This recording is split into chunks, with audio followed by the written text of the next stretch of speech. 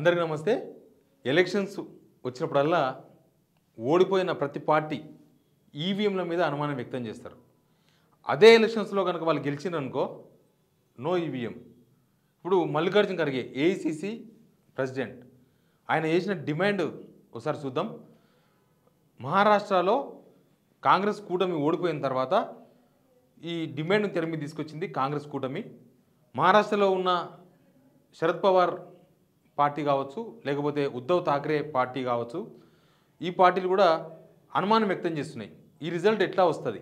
ఇప్పుడు ఎలక్షన్ రద్దు చేసి కొందరు మాట్లాడుతున్నారు ఎలక్షన్ రద్దు చేయాలి, మహారాష్ట్రలో రద్దు చేసి మళ్ళీ బ్యాలెట్ పేపర్తో ఎలక్షన్ పెట్టాలని.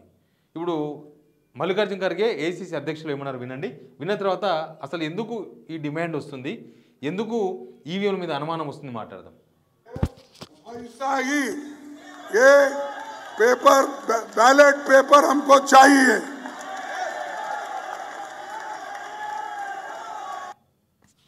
ఏమంటున్నారంటే దాని ఫుల్ ఫ్లెడ్జ్ వీడియో, బ్యాలెట్ పేపర్ను వెనక్కి తీసుకురావాలి, దానికోసం రాష్ట్రంలో దేశంలో అన్ని రాజకీయ పార్టీలు ప్రజా సంఘాలు అందరూ ఓటర్లు అందరూ కొట్లాడాలి. ఒక రాహుల్ గాంధీ చేసిన భారత్ జోడో యాత్ర లాగా అవసరమైతే ఒక పెద్ద యాత్ర ద్వారా మనం బ్యాలెట్ పేపర్ను డిమాండ్ చేయాలనేది మల్లికార్జున ఖర్గే చేసిన డిమాండ్. వాళ్ళు తెలంగాణలో బ్యాలెట్ పేపర్ కాదు ఈవీఎంతోనే కాంగ్రెస్ అధికారంలోకి వచ్చింది. కర్ణాటకలో కూడా ఈవీఎంతోనే అధికారంలోకి వచ్చింది. అంతకుముందు యూపీఏ 1 యూపీఏ 2 కూడా ఈవీఎంలతోనే అధికారంలోకి వచ్చారు. కానీ ఇప్పుడు వరుస ఓటమిలతోనే ఈవీఎంల మీద అనుమానాలు వ్యక్తం చేస్తున్నారు. ఇప్పుడు బ్యాలెట్ పేపర్ కావాలంటున్నారు. మన పక్కన ఏపీలో జగన్మోహన్ రెడ్డి ఓడిపోయిన తర్వాత మొన్న ఎలక్షన్స్లో జగన్మోహన్ రెడ్డి పార్టీ కూడా ఈవీఎంస్ వద్దు, బ్యాలెట్ పేపర్ వద్దు, మాకేదో అనుమానాలు ఉన్నాయి, చంద్రబాబు నాయుడు ఈవీఎంలను టాంపరింగ్ చేసిండ్రు, సింగపూర్ నుంచి టాంపరింగ్ చేసిండ్రు, రిమోట్ ద్వారా టాంపరింగ్ చేసిండ్రు, ఇదేదో మొత్తానికి ఇంత రిజల్ట్ ఇంత దారుణంగా వస్తుందా అన్న అనుమానాలు వైసీపీ వ్యక్తం చేసింది. నిజానికి చాలామందికి అనుమానం కూడా వచ్చింది, ఈవీఎంలు ఏమన్నా మ్యానిపులేట్ చేసిండ్రా, ఈవీఎంలో ఏమన్నా టాంపరింగ్ చేస్తే ఈ రిజల్ట్ వచ్చిందా అని. కానీ అదే జగన్మోహన్ రెడ్డి 2019 ఎలక్షన్స్లో ముఖ్యమంత్రి అయినరు ఈవీఎం ద్వారా. చంద్రబాబు నాయుడు 2014లో ఏపీకి విడిపోయిన ఏపీకి సీఎం అయినరు, అప్పుడు ఆయనకు అనుమానం రాలేదు. కానీ 2018 ఎలక్షన్స్లో ఓడిపోయిన తర్వాత చంద్రబాబు నాయుడు కూడా ఈవీఎంల మీద అనుమానం వ్యక్తం చేసిండ్రు. ఆయన ఏకంగా సింగపూర్లో, అమెరికాలో, వేరే వేరే దేశాల్లో ఇవన్నీ టాంపరింగ్ చేయొచ్చని ప్రూవ్ అయింది, అసలు ఈ ఈవీఎంల మీద నాకు నమ్మకం లేదని చెప్పిండ్రు.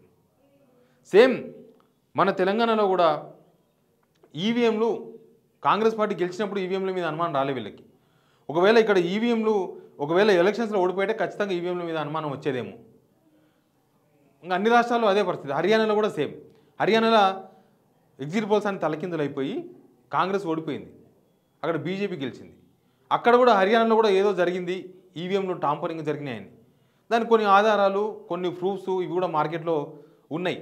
ఏమని, పోలైన ఓట్ల కన్నా కౌంటింగ్ ఓట్లు ఎక్కువ ఉంటున్నాయి, పోలైన రోజు చెప్పే ఓట్లు వేరున్నాయి, కౌంటింగ్ అయిన తర్వాత చెప్పే ఓట్లు వేరున్నాయి, ఏకంగా 10,000, 20,000, 30,000 ఓట్లు ఎక్కువగా ఉంటున్నాయి. ఒక్కొక్క దగ్గర మా డివిజన్లో ఒక 2,000 ఓట్లు ఉంటే మాకు ఒక్క ఓటు కూడా మా పార్టీకి పడదా అంటే ఇక్కడ ఏదో జరిగింది. పలానా డివిజన్లో కనీసం అభ్యర్థి కుటుంబ సభ్యులు కూడా ఆ అభ్యర్థికి ఓట్లు వేయరా, ఇండిపెండెంట్స్ కొంతమంది ఆరోపణ చేస్తున్నారు. మా కుటుంబ సభ్యులు 8 మంది ఉన్నారు, నేను ఇండిపెండెంట్ను, కనీసం నాకు 8 మంది ఓట్లు కూడా పడవా, 2 ఓట్లు ఎట్లు వస్తాయి, మిగతా 6 ఓట్లు ఎట్టుపోయినాయి. ఇట్లాంటివన్నీ చాలా చాలా చాలా అనుమానాలు, చర్చలు ఇవన్నీ వస్తున్నాయి. ముఖ్యంగా ఇప్పుడు మహారాష్ట్ర ఎలక్షన్స్ తర్వాత కాంగ్రెస్ పార్టీ చేస్తున్న డిమాండ్ ఏంటంటే మహారాష్ట్రలో ఎలక్షన్ రద్దు చేయాలి, అక్కడ బ్యాలెట్ పేపర్ నుంచి మనం మళ్ళీ ఎలక్షన్స్ పోవాలని.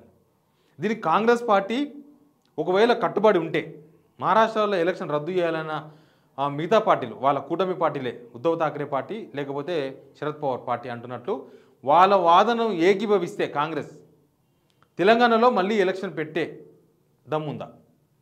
తెలంగాణలో మళ్ళీ ఈవీఎంల మీద నమ్మకం లేదు కాబట్టి ఈ ఎలక్షన్ని రద్దు చేసుకొని, అంటే గవర్నమెంట్ డిజాల్వ్ చేసుకొని నెక్స్ట్ ఎలక్షన్స్కు పోయే ధైర్యం కాంగ్రెస్ పార్టీకి ఉందా? పక్కన కర్ణాటకలో కూడా సేమ్, కర్ణాటక కూడా అక్కడ గవర్నమెంట్ రద్దు చేసుకొని పోయే ధైర్యం ఉందా? ఎందుకోసం ఈవీఎంల మీద మాట్లాడుతున్నారు? ఈవీఎంల మీద ఇప్పటివరకు ఎక్కడ సుప్రీంకోర్టు దాకా పోయినా సుప్రీంకోర్టులో కూడా కేసు నిలబడలేదు. చాలాసార్లు సుప్రీంకోర్టు దాకా పోయినారు ఈవీఎంలు వద్దు, బ్యాలెట్ పేపర్ ఏం వద్దు అని. కానీ అక్కడ కూడా సుప్రీంకోర్టులో కూడా కేసు నిలబడలేదు. అయినా సరే రాజకీయ పార్టీలు ఓటమిని ఈవీఎంలో తప్పుగా ఎందుకు చూస్తున్నాయి? వాళ్ళ ఓటమిని ఈవీఎంలు తప్పు జరిగినట్టుగా ఎందుకు చూస్తున్నారు? ప్రజాస్వామ్యంలో ఓటమి గెలుపులను సహజం. ప్రతి ఎలక్షన్స్లో ఎవరో ఒకరు గెలుస్తారో ఒకరు ఓడిపోతారు 100%. ఎంత పెద్ద ఉద్దండాలైనా ఇందిరాగాంధీ లాంటి వాళ్ళు ఓడిపోలేదా బ్యాలెట్ పేపర్లో? అదే బ్యాలెట్ పేపర్లో ఎన్టీఆర్ ఓడిపోలేదా? అదే బ్యాలెట్ పేపర్లో ఇంకా పెద్ద పెద్ద వాళ్ళు ఓడిపోలేదా? అదే బ్యాలెట్ పేపర్లో అంబేద్కర్ ఓడిపోలేదా ముంబై పార్లమెంటుకు? మరి బ్యాలెట్ పేపర్లో కూడా ఓటములు ఉంటాయి, గెలుపులు ఉంటాయి. ఈవీఎంలో కూడా గెలుపులు ఉంటాయి, ఓటములు ఉంటాయి. ఈ మధ్య పరకాల ప్రభాకర్ ఆయన నిర్మలా సీతారామన్ భర్త, మన కేంద్ర ఆర్థిక శాఖ మంత్రి నిర్మలా సీతారామన్, ఆయన కూడా ఏపీలో రిజల్ట్ వచ్చినప్పుడు, తర్వాత ఇప్పుడు మహారాష్ట్ర రిజల్ట్ వచ్చిన తర్వాత ఆయన కూడా కొన్ని అనుమానాలు వ్యక్తం చేస్తూ కొన్ని వ్యాసాలు రాస్తున్నాడు. ఇక్కడ ఏదో జరిగిపోయింది, సాయంత్రం 5 గంటల వరకు పోలింగ్ పర్సెంటేజ్ 65% ఉంది, సాయంత్రం 6 గంటల వరకు 69% అయ్యింది, కౌంటింగ్ డే రోజు మాత్రం అది 72%కి ఎట్లా పోయింది, లేదా 66% దాటి ఎందుకు పోయింది, ఎక్కడ తేడా వచ్చింది? వీటన్నిటికీ నిజంగా ఎలక్షన్ కమిషన్ నివృత్తి చేయకపోవడం అనేది ఒక చర్చ. ఇక్కడ ఎలక్షన్ కమిషనే దీనికి పూర్తిగా బాధ్యత వహించాలి. ఎలక్షన్ కమిషన్ ప్రతిపక్షాలకు ఓడిపోయే ప్రతిపాటికి, నాట్ ఓన్లీ ప్రతిపక్షం, ఓడిపోయే ప్రతిపాటికి, లేకపోతే ఈవీఎం మీద అనుమానం వ్యక్తం చేస్తున్న ప్రతిపాటికి, ఈవీఎంల మీద అనుమానం వ్యక్తం చేస్తున్న ప్రతి ఒక్కరికి, ఓటర్లకు, ముఖ్యంగా ఓటర్లకు అందరికీ అర్థమయ్యేటట్లు ఈ విషయాలను, ఇట్లాంటి అనుమానాలు, ఇది ఒక్కరోజు వచ్చిన అనుమానం కాదు, కొన్ని ఏళ్ళుగా దాదాపు 10-15 ఏళ్ళ నుంచి ఈ అనుమానాలు రెగ్యులర్గా ఇవే అనుమానాలు వస్తున్నాయి. ఈ అనుమానాలను ఎలక్షన్ కమిషన్ ఎందుకు నివృత్తి చేస్తలేదు?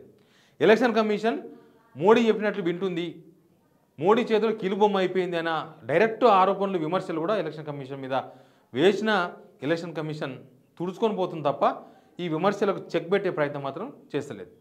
ఈ ఈ ఆరోపణలు, ఈ విమర్శలు వస్తున్న దాని వెనుక కేవలం పాలిటిక్స్ మాత్రమే లేవు. దీని వెనుక చాలా రాజకీయాలు ఉన్నాయి, తర్వాత అనుమానాలు ఉన్నాయి, తర్వాత దీని వెనుక చాలా వ్యవహారం కూడా ఉంది. ఎందుకంటే ఒక పార్టీ ఓడిపోతే 5 సంవత్సరాలు అధికారానికి దూరంగా ఉండాలి. వాళ్ళు ఒక్కసారి మేనేజ్ చేస్తే చాలు, లేకపోతే ఒక్కసారి ఈవీఎంలు మేనేజ్ అయితే చాలు, 5 సంవత్సరాలు అధికారంలో ఉండొచ్చు.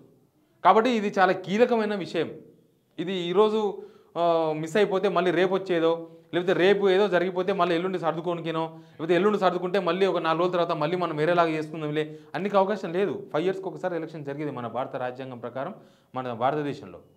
మరి 5 ఇయర్స్ వరకు అనుభవించే, 5 ఇయర్స్ వరకు ఓటర్ల అభిప్రాయాలను మొత్తం కింద మీద చేస్తున్న ఈ అనుమానాలకు ఎందుకు ఎలక్షన్ కమిషన్ నివృత్తి చేయడం లేదు? ఎందుకు చెప్పట్లేదు?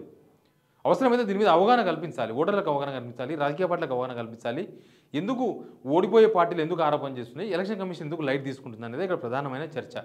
బట్ కాంగ్రెస్ పార్టీ ముఖ్యంగా వాళ్ళ అధికారంలో ఉన్న రాష్ట్రాల్లో కూడా ఈ ఎలక్షన్ రద్దు చేసి బ్యాలెట్ ద్వారా ఎలక్షన్కి పోయే ధైర్యం చేస్తుందా అనేది ఒక ఇంపార్టెంట్ ప్రశ్న. Please subscribe signal TV.